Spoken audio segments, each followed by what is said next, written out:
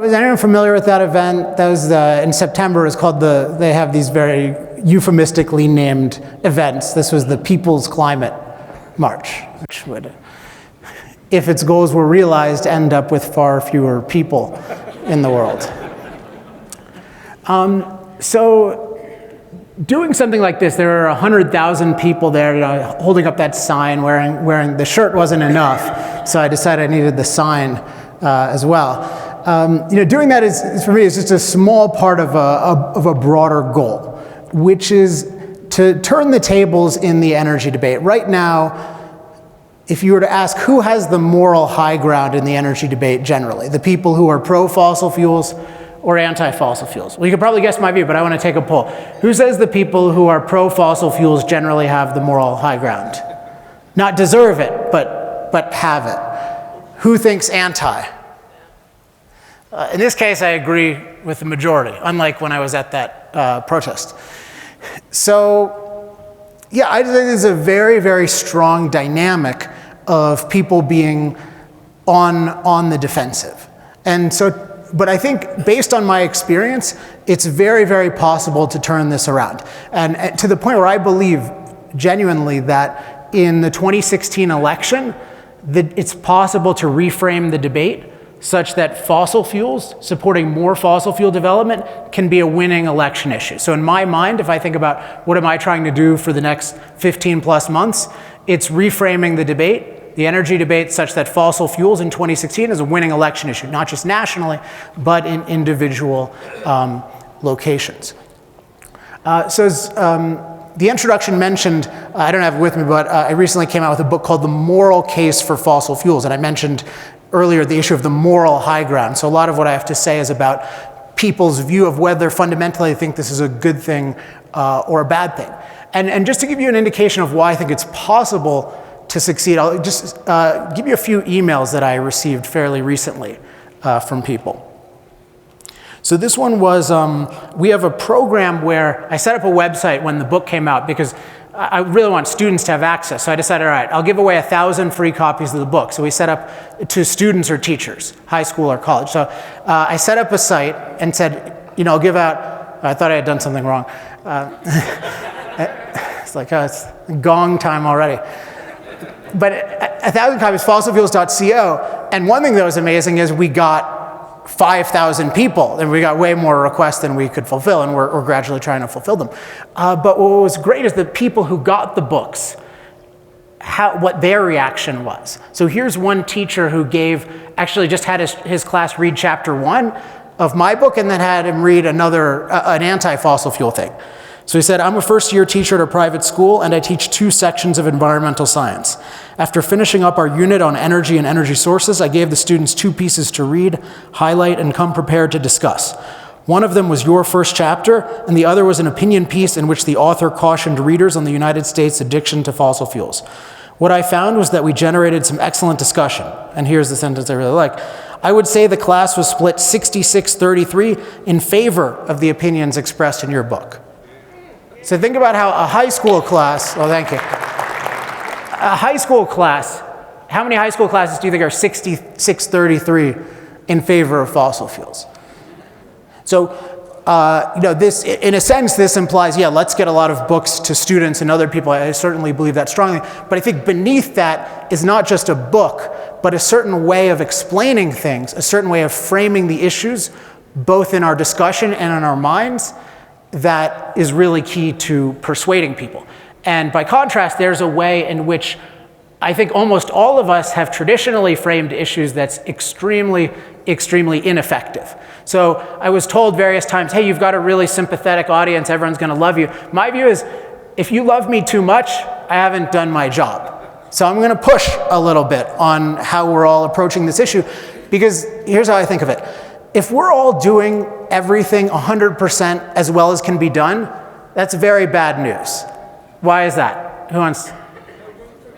No room for improvement. So the best news I can find, like if someone told me, hey, guess what, your book is only 1/100th as effective as possible, that's great.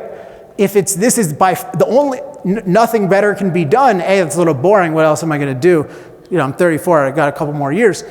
But also, you want much better results. So take it in that spirit. It's not a personal thing, it's just methodologically we can be a lot better. And so today I'm going to be talking about 3 concepts that I think are crucial to understanding what goes wrong in the debate and then understanding what goes right. And the first one I mentioned up here is called, and each of these concepts is going to be an alternative, the wrong one and the right one. So the first one is called arguing to 0 versus arguing to 100. So, so you can follow along, there are going to be 3 of them. And then the second one is going to be, and I'll explain it more, planet-destroying addiction versus life-enhancing technology. So that's going to be the core view of fossil fuels. So planet-destroying addiction versus life-enhancing technology, that alternative. And then the third one is minimizing human impact versus maximizing human well-being. So we got arguing to 0 versus arguing to 100. Planet-destroying addiction versus life-enhancing technology, and minimizing human impact versus maximizing human well-being. So those will all become clearer, but that's the frame. So once we get to the second one, you can sort of be happy, okay, we're a third of the way through and closer to mealtime. All right, so let's talk about arguing to 0 and arguing to 100. The shale energy revolution, which is shortened inaccurately usually as fracking, is objectively one of the greatest revolutions of our time, an amazing technological revolution that can improve human life across the board. It's producing 2 of the most valuable substances on the face of the earth, namely natural gas fuel and then oil-based fuels, as well as oil-based materials. And there's often this idea, and I even heard it a little bit before, that, well, we've got facts on our side and they've got emotion on their side. And I think this is nonsense. There's no fundamental separation between facts and emotions. If somebody says, hey, you need a heart transplant, that's a fact. Are you going to get emotional? Yes. Biographies are full of facts. They make us emotional. So we'll see how this plays out. But I just think that I don't like excuse type things. So and actually, if you look at what Gasland did was it named a bunch of facts. Now, they weren't actually facts, but nevertheless, the facts were tied to people's lives. The facts were tied to, this is going to harm your life. So if we can tie facts to certain things are going to benefit your life, certain things are going to harm your life, make that very concrete, real, use stories, use examples, you can be more emotionally resonant than the liars because they ultimately get discredited as liars. So I'll just give you an example of this. So I have a little thing I like to call how to get anyone excited about fracking in 20 seconds. Anyone want to hear it? Okay. It's never failed, so if it fails today, I'll blame you. Okay. So I'm just explaining to somebody. Of course, I always carry a piece of shale rock with me for these purposes. So let's say to someone asks, what's fracking? You like fracking? I say, oh yeah, for sure. Which, by the way, that kind of emotional tone is subtle but important. I say, think of it, this is how I think of it. See this rock? This is a worthless rock, right? You can't do anything about it. There's a million of these things. What if I told you that someone figured out a way to use this rock to charge your iPhone or to power your car? Wouldn't that be amazing? I mean, you're taking a rock and then your iPhone is full of it. How does that? Well, this is a shale rock. That's shale energy technology, and fracking is part of that. It's just a way of turning rocks into energy. So we can do all of these amazing things. And guess what? It turns out that there are 2 Texases worth of these rocks, which until recent human ingenuity were totally worthless. And now it's just this gold mine or rock mine, right? So you notice how it got, while they're listening to it, this goes to the second point, what I'm positioning it as is, hey, this is not this negative thing. This is a life-enhancing technology. You should think of this in the way that you think of your iPhone. And it's fascinating. This is what the fossil fuel industry does.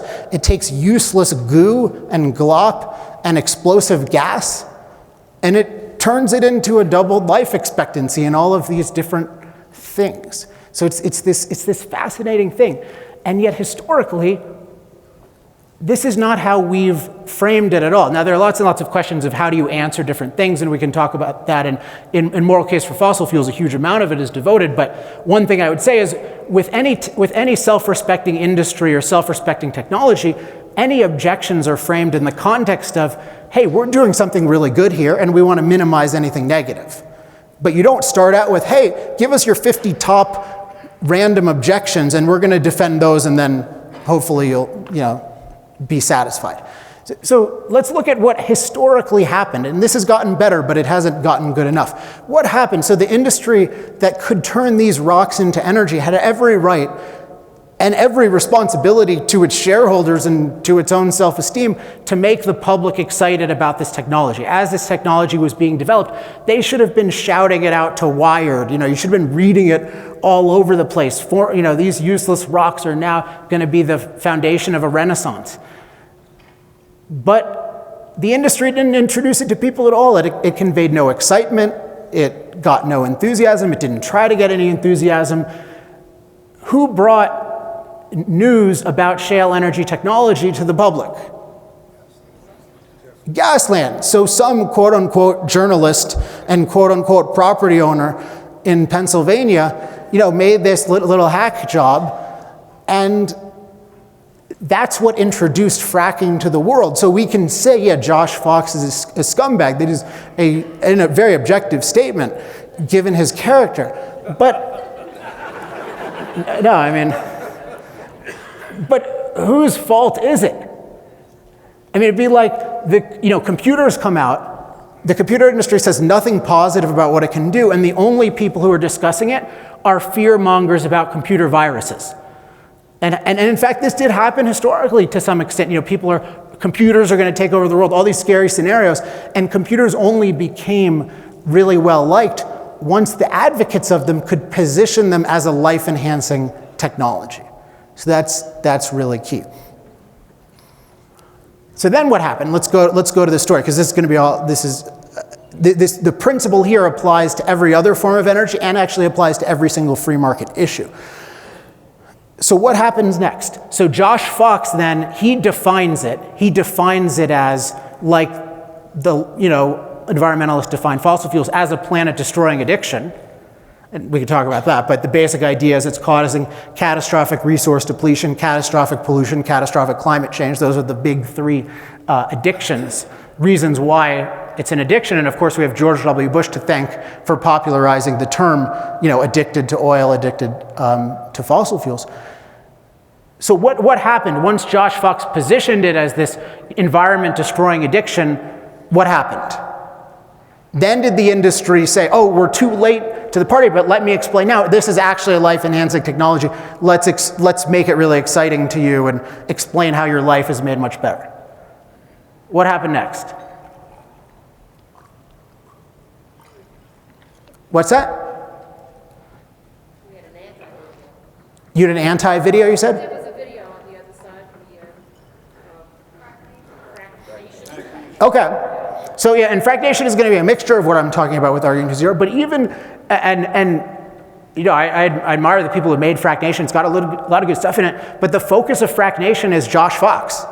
And the lies that Josh Fox tells. The theme of fractionation is Josh Fox is a liar.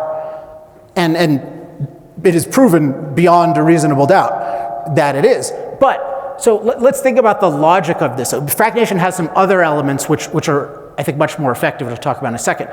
But what is then, let's think about this logically. So imagine an effectiveness x-axis. So on one side we have negative 100, and the other side we have 100. So negative 100 is you're completely evil, 100 is you're the greatest, right? You're like Apple fans view Apple, right? And I'm one of those.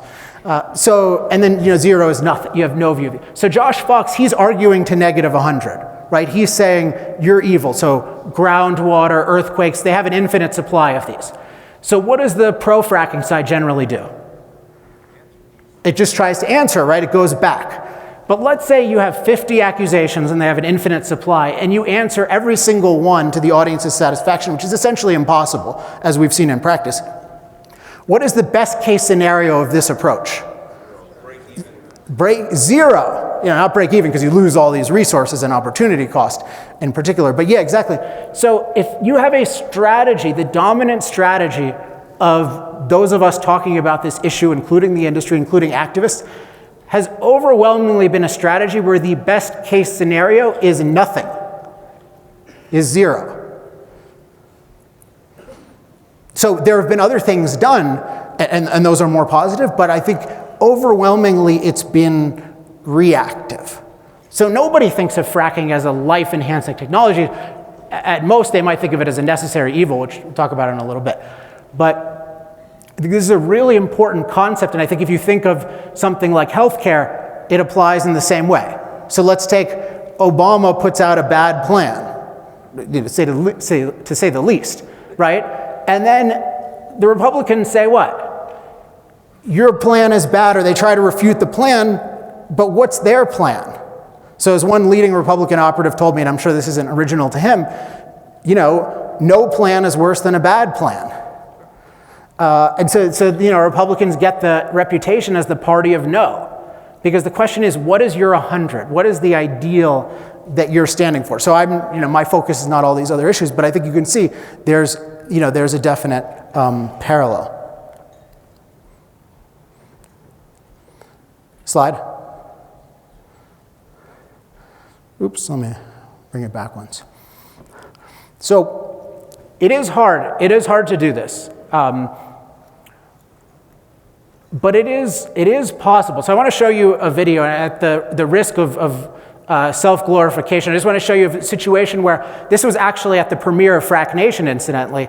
It was after, and there was this guy at a bar who was harassing all the people and kind of putting them on the defensive, and somebody said, hey, there's this tough guy, do you want to talk to him? I was like, as long as you give me a video camera, of course. So what I want you to see is it's about the issue of chemicals, but I want you to just pay attention and see, is there anything unusual that happens in this video that you don't usually see? So let's see if we can get to, so it's the second video. I think this is the first video, so this video, yeah. I'm afraid, and I'm a libertarian, so I'm against law and regulation, but at the same time, I feel like, fracking tons of water and chemicals into the ground can't be good. So what is fracking? From what I understand, it's a cocktail of water and chemicals that they shoot into the ground at a high pressure to release the gas from the shale, and then the water and the gas, I guess, come back up. That's my understanding of it. And so what's wrong with that?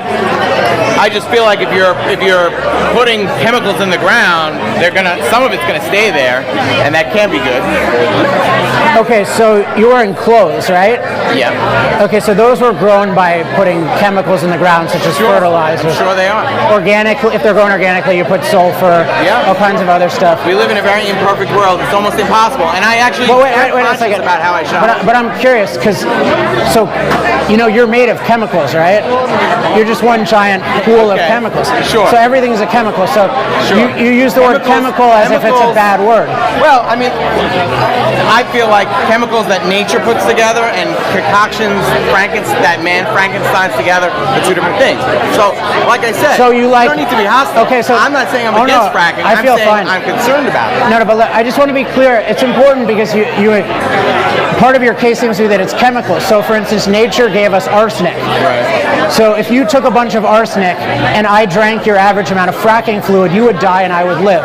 Okay. So, why do you say that what nature gives us? True. I don't know that. But so, isn't the issue whether the chemicals are beneficial to human life or harmful? Oh yeah, absolutely. So in this case, we're making chemicals that in most cases are very low risk if you drank them directly, and you don't do that at all, you're very protected from them.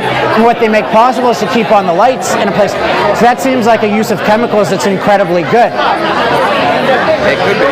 So, but if you're on the fence, then that means that it may be that you want to make it illegal, but then what? No, I'm a libertarian. I'm really an anarchist, so I don't believe in government at all, but I certainly wouldn't lobby for regulation. So for me, it's just whether or not I approve of corporate fracking or not. But what would that mean in practice? I mean, either it's going to be against the law or it's going to be legal. So I'm saying it should be legal so that we can all have abundant, affordable energy. I don't think it should be illegal. But then what does it mean to be against it or undecided? Well, I don't think abortion should be legal either. I don't think it's the best choice for a woman to make to kill something living inside of her. So I'm sorry. I don't know if I said that. I don't think it should be illegal because I don't think it should. I don't believe in prohibition. So I can be both against fracking but against making it illegal. No. Okay, I mean, I think there you're still really underappreciating it because it's so valuable. I might be. I'm saying I don't know. And most of the people, and usually to be against something in this context means to want to ban it because these are moratoriums, right? That's not what I'm That's not the saying debate. that. But that's what's at issue, right? Some people want to make it illegal, and some people want to make it free. So if you contribute to the misinformation about it, or if you think it's bad because it involves chemicals, then you're going to be part of the problem, and then you're going to cause unnecessary suffering to people. I don't so that feel I'm means contributing more to expensive. misinformation. I'm here to learn more about it. Okay, so That's why I can't so say is your mind at all swayed by the idea that? No, because honestly, this film and John. No, by what I just said. I just said the point I made about chemicals. How some chemicals are really beneficial. It's a legit point. Okay, could you guys hear that? Could you in the back hear that? I don't know. Oh, you could. Okay, sorry. Okay, just really quickly, did you notice anything about the dynamic of that debate that was unusual? What's that? Okay, but anything in particular about the questions? You weren't defensive. You were questioning religion. Okay, that's an interesting point. Yes, that's true. What religion was I questioning? Pristine nature that doesn't exist. Okay, well, you win the prize. You want an I Love Fossil Fuels pin? I got one for you.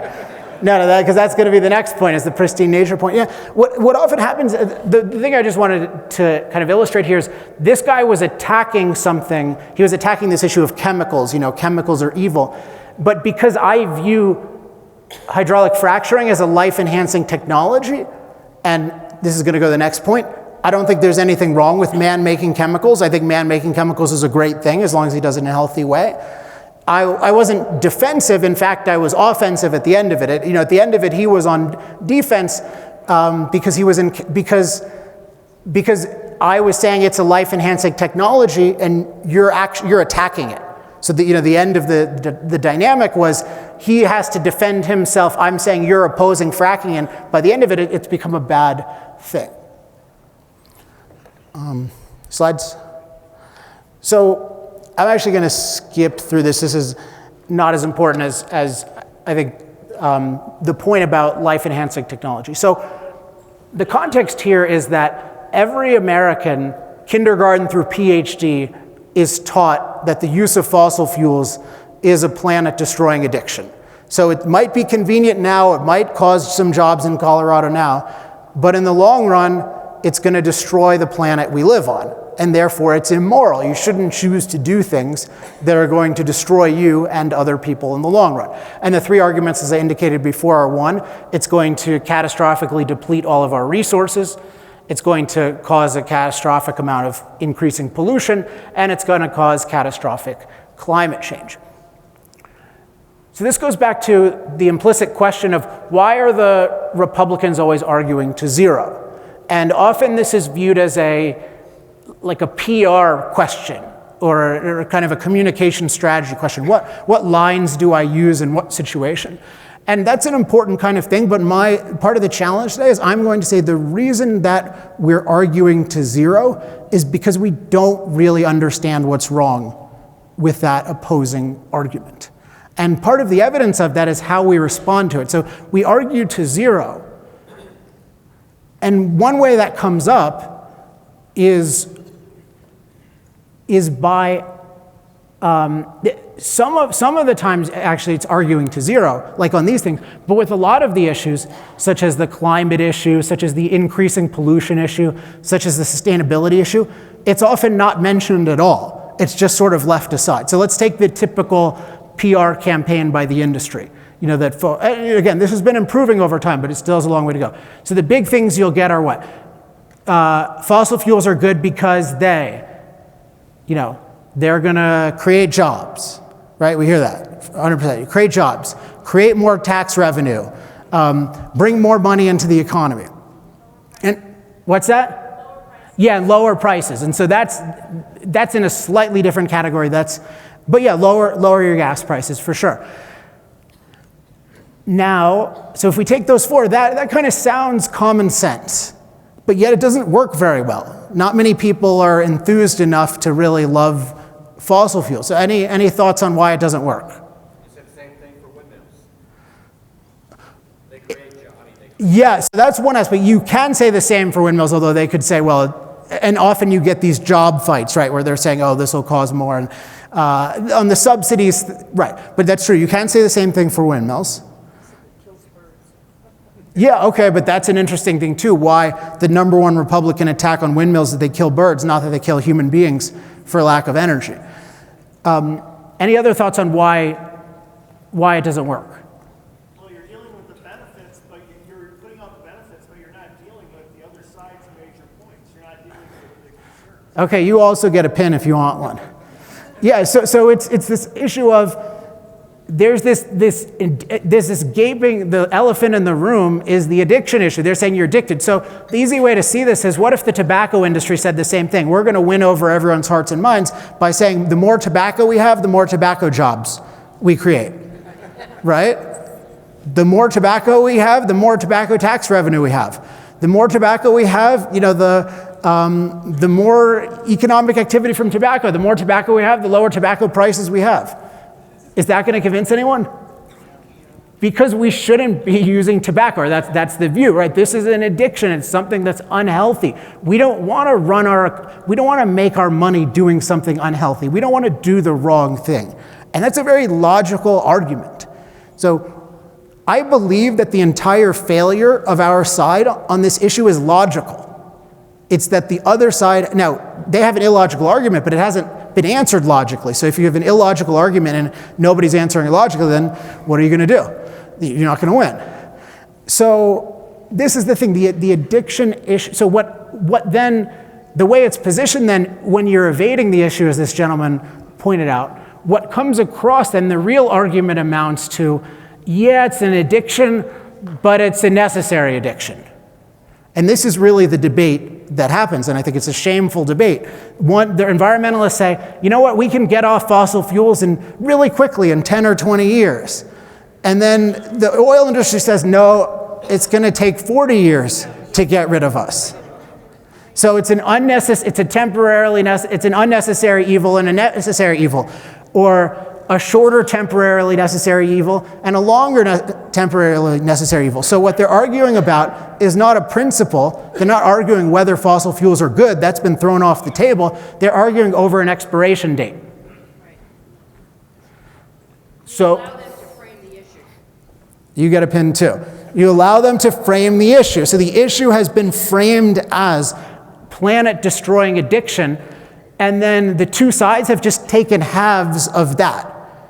But they've both taken the same frame, and he who frames the debate wins the debate. So rhetorically, but also more important, truthfully, fossil fuels are not a planet-destroying addiction. They are a life-enhancing technology. And this is really the theme of my book, The Moral Case for Fossil Fuels. And what's interesting about the book and about the sort of process of coming to these conclusions is that in the book, just in the process of putting it together, I got as much information I could about how over time fossil fuels have been improving the quality of every single aspect of human life, and not just things like life expectancy, which you might expect, but things like climate-related deaths. I mentioned that there. 98% decline in climate-related deaths over the last 80 years. In the 1930s, I think 1931 or 33, the high for climate-related deaths, when they had less than 1/3 the population. The number of climate-related deaths was over 3 million. Does anyone know what it was in 2013? Can anyone guess? In the whole world, where we have more than 3 times the population. Because we've been told for 40 years climate is becoming a disaster. So 3 million, anyone? What's that? In the whole world? Fair enough. I'll not take that tone again. Forget that tone.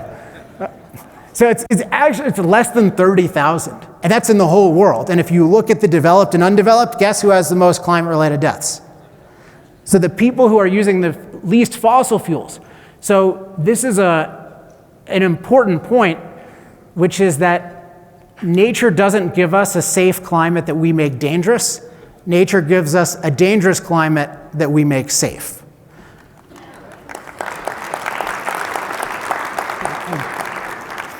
So, and this is just one instance of the final point. So remember the three big points are arguing to 0 versus arguing to 100. What's the second one? You get a pin too. Planet destroying addiction versus life enhancing technology. And then the third one has to do with the means by which we conclude this, minimizing human impact versus maximizing human well-being.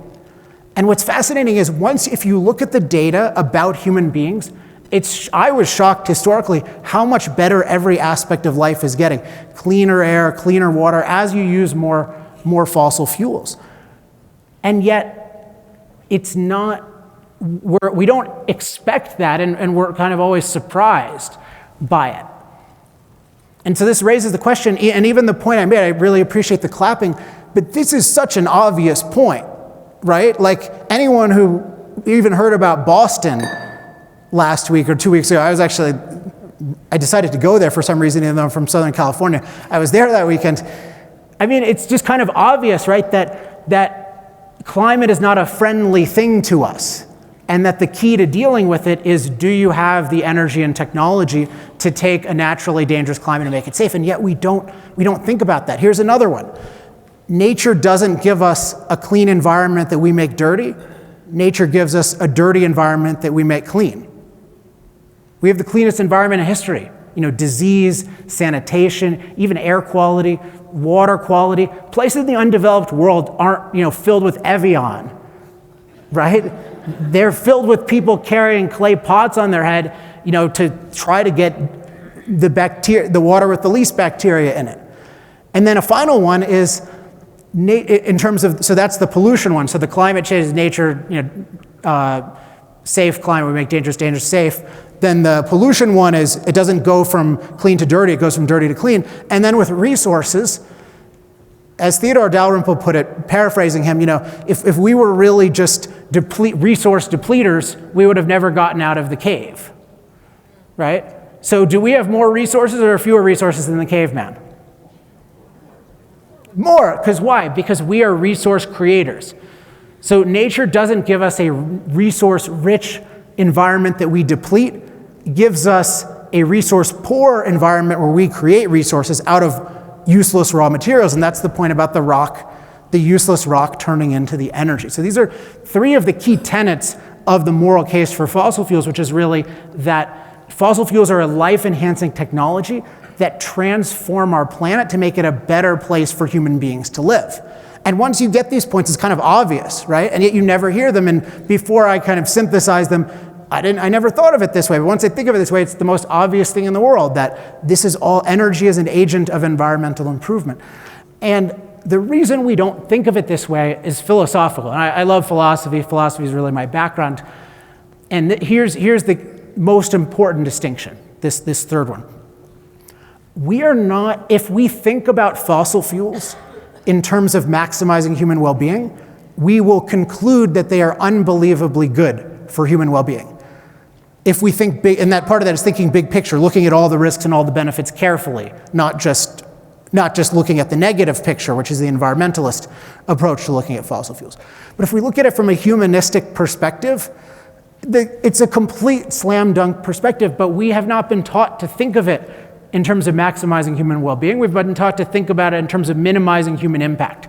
So whenever we look at, and this goes to the windmills point, by the way, right? When someone's criticizing windmills, we're criticizing them for killing birds.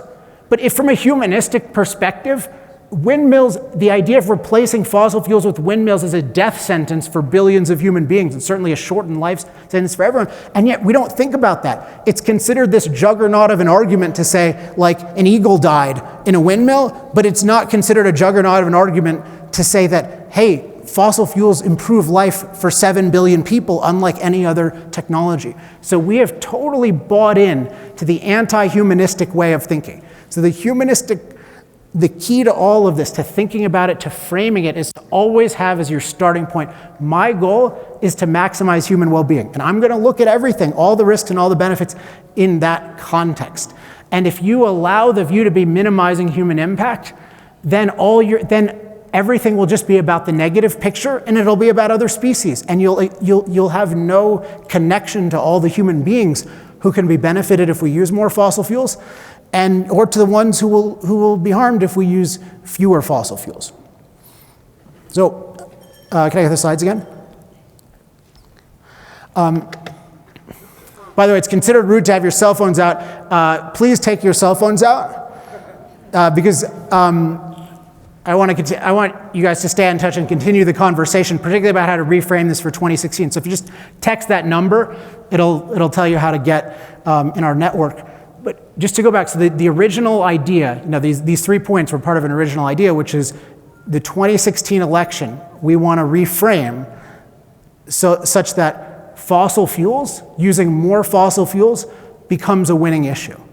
So if we recognize that we have to stop arguing to 0 and start arguing to 100, if we realize that we can do that if we understand that fossil fuels are a life-enhancing technology, not a planet-destroying addiction, and we come to that conclusion by the method of always thinking in terms of maximizing human well-being, not minimizing human impact, you'll frame things amazingly. And I'll just read one thing I got recently from a 2-time Obama voting Democrat who read my book.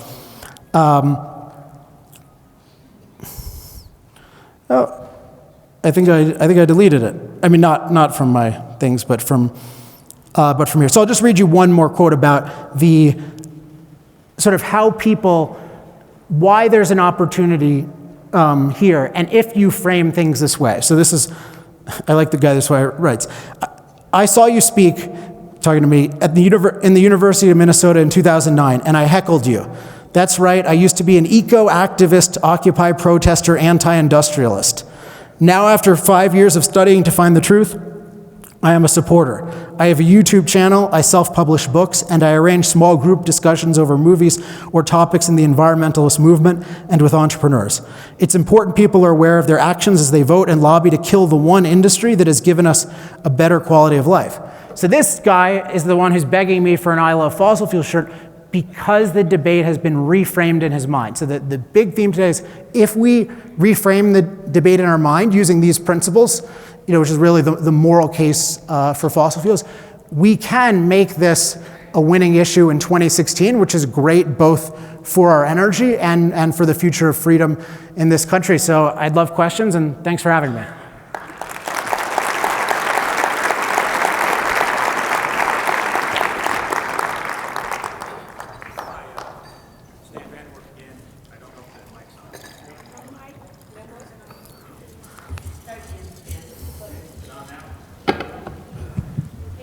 I can talk pretty loud. Okay. Stan Van Werf, LPR class of 2014. I've done a lot of extensive energy study myself, actually in a very interesting school, the Industrial College of the Armed Forces, and I was on the energy industry study team, and we were talking about energy security. One of the things we found in there was a new type of fossil fuel that hasn't really been used before. It's called methane hydrates. This is actually a crystalline form of natural gas. Oh, yeah. And the latest predictions is that there's 1,500 years worth of methane hydrates at current world consumption available to us. not including the 500 years or more of current types of fossil fuels. I'm interested in your perspective on methane hydrates because I believe we have a couple thousand years worth of fossil fuels available to us ready for use. Yeah, methane hydrates are, at least on the face of it, exciting for the reasons you mentioned, and I've heard estimates even much higher than that. But the precondition of it being truly exciting is that we have the energy liberation policies that are based on the premise that it's good for human beings to transform our planet for the better, for the betterment of human beings. And something like methane hydrates, you're dealing with something at the bottom of the ocean. Well, that's, the environmentalists will say, oh, that's bad, you're raping nature, this kind of, and that's the anti-humanist view. That's the view that our goal should be minimizing human impact. And so if we can make it so that improving the planet for human beings is the ideal instead of saving the planet from human beings, which is, improve the planet as the motto of Center for Industrial Progress, then we can have these and all kinds of other technologies. And it's really a sin that there's not more excitement over all the different hydrocarbon, it's a technical term for fossil fuel technologies, because there's just so many cool things you can do. For instance, all the fossil fuels or hydrocarbons are interconvertible, if you have enough energy to do it in the right technology. So you can turn coal into oil fuel, you can turn gas into oil fuel, you can turn coal into gas if you need to. There's advanced purification technologies. So this idea that these fuels are dirty and solar and wind are clean, this distinction, I talk about it a little bit in Moral Case, it doesn't make any sense. Basically, we're getting so good at taking these useless ancient dead plants and turning them into energy, and there's so much exciting technology, and we're still obsessed with trying to harness the dilute intermittent energy of the sun, which is just on its face an incredibly unpromising thing. The promising things in energy are naturally plentiful, dense, stored things. So hydrocarbons and then nuclear. This side. Hi, Alex. My name is Bradley Beck, and I'm from Boulder County, actually Erie, Colorado, ground central for the fracking war. And I just want to give you a testimonial because I read your book, and I had the tenacity to speak at the Erie Town Center, and I got on the cover of the Daily Camera in the People's Republic of Boulder, and we won the moratorium to stop to help fracking. So, because my standard of value is human beings, and I want to thank you for giving me that line, it made the difference, and now they're talking about memorandums of understanding rather than a ban on fracking. So I want to give you this newspaper. Thank you. Wow. No one's topping that one from my... He already won one. Although I'm slightly less impressed with you knowing every single answer up here. Yes, sir. Jonathan Duong, LPR class of 2015. I read your book. I think it's spectacular, and kudos to you for kind of reframing the whole conversation. I thought the book was excellent. My question for you, I think you had kind of put out an open letter to the fossil fuels industry about coaching them on how to frame the conversation and handle PR. And I'm just curious if you have any updates on successes, because I think it's just such an ironic situation where you have an industry that basically, like you said, more or less takes the mindset that we know we're going to expire, we know we're bad, but you kind of need us for the time being. And I wonder if you've had any success with different companies and things like that. Yeah, I mean, I'd say it's been a really interesting experience and overall a positive experience. So after that, I wrote an essay called The Moral Case for Fossil Fuels, The Key to Winning Hearts and Minds, which A, got me the book contract with Penguin, but B, was circulated a ton among different CEOs and executives in the industry. And what was really heartening about it is that once they saw this framing, they were very excited by it. And I've been invited to speak at a lot of companies, and we do consulting with different companies on their messaging. So what it's come to now, so it used to be even getting people to listen. Now people are really listening. Now there's a whole interesting set of problems on how do you scale the messaging quickly, because you got so many companies, right? Let's say how many consulting clients can we work with at once? Not that many. So what I'm working on now is creating resources that can be shared throughout the industry so that, whenever a new issue comes up, we give everyone our best messaging. So it's interesting how it's gone from nobody listens to people are pretty eager, and it's just a matter of figuring out what's the best tactical solution. So it's really good. It's really good news. But as I said before, there's so much work to do. So my focus is always, how do I create scalable resources, particularly because it's a new way of doing it. It's not like there's an army of 5,000 people who are trained, although that's part of the goal. For my own part, whenever I can do something that scales, I like it, and that's why, one of the reasons why I was so excited to have the time to get paid to write the book, because the book you can hand to anyone, and one thing I emphasize to the companies is, before any kind of specific tactical communication, you need to have internal clarity about why what you do is good. And if you have that, that'll make you 10 times more effective in communication. After that, then we can work on specific scenarios. When someone says chemicals, what exactly do you say, and what's the best example? And when someone attacks you at a barbecue versus a clam bake, what do you say, and those kinds of... No, those are important. I want to create scalable resources for that, but I think people underestimate the value of getting the core education and the core framing, because we have a lot of champions who are completely outside the industry who are pretty amazing, and they all just got it from listening to podcasts and reading books. I didn't teach them any communication course. Thank you. Hi, Tom LaValle, El Paso County. I'm in the current LPR class of 2015. This will be the last question. Go ahead, Tom. Okay. As I understand it, and I confess I don't know the details, the EPA wanted to call CO2 a pollutant, which would almost be game over. In fact, as I understand it, in the U.S., coal plants are kind of going away. We have 300 years of coal, I've been told, Ed would know better, in Wyoming, and there are no new coal plants because it produces more CO2. And if the EPA is successful in that, I'm real concerned. Can you speak on that? Yes, there's a couple of issues here. Just in terms of the policy, what they do is they say it's a quote pollutant. I'll talk about that in a second. But they set a threshold that a modern coal plant can't meet. So they'll say X amount of CO2 emissions are permitted, and so that'll allow a natural gas power plant to exist, but it won't allow a coal plant to exist, at least a new one to exist. So it's that kind of thing. The pollutant issue is kind of interesting because there's a typical response to it, which is that CO2 isn't a pollutant. It's a natural substance that plants breathe, right? I don't think this actually makes that much sense as a response. Pollutant is not a really good concept. In the same way, poison is not a really good concept, because all pollution and poison are all issues of dosage and context. Right? So something is a pollutant, is pollution or poison. Or toxic is the same thing. Like it's a toxic material. Like, what's not toxic if you use enough of it, and what's not non-toxic if you use a small enough amount of it. So I like to talk about high toxicity, where it deals with an X concentration. It's more dangerous than something else. So the whole question so it's true, yes, CO2 is plant food, and I talk about that in Moral Case.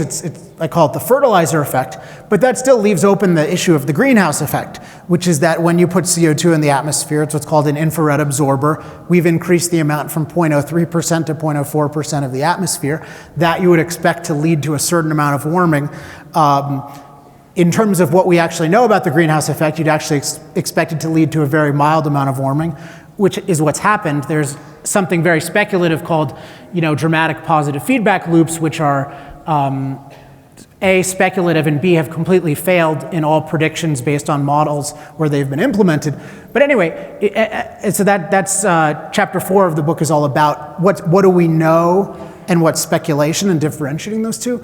But it's important when looking at these issues to say, look, I'm on the premise of, going to your point, I'm on the premise of I want to maximize human well-being, and I want technologies that do that. So absolutely, let's investigate what happens when we're increasing CO2 in the atmosphere. Turns out it's probably net positive on its own, let alone how insanely net positive it is when you consider the energy. So what it turns out is, like with climate, there's the greenhouse effect, which is the warming effect, there's the fertilizer effect, which is the plant growing effect, and there's the energy effect, which is the climate protection effect, which is taking the dangerous climate and making it safe. Energy effect is so powerful that you can't even tell if there's any negative greenhouse effect. It's just noise, because we get so much safer all the time as we use more fossil fuels.